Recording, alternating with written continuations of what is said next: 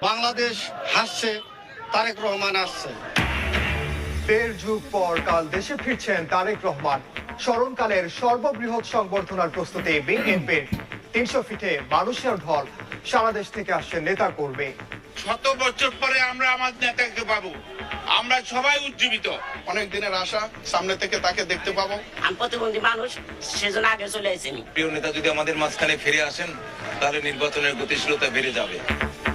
সংবর্ধনার পর মাকে দেখতে এভার কেয়ারে যাবেন তারেক রহমান।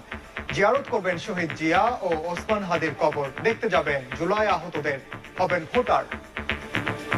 বিমানবন্দর থেকে সরাসরি দেশনেত্রী বেগম খালেদা জিয়াকে দেখতে হাসপাতালে যাবেন। যেতে চান তার পিতা মহান স্বাধীনতার ঘোষক শহীদ জিয়ার মাজার জিয়ারতে। অত্যন্ত সংক্ষিপ্ত অনুষ্ঠানে দেশবাসীর প্রতি ধন্যবাদ ও কৃতজ্ঞতা জ্ঞাপন করবেন।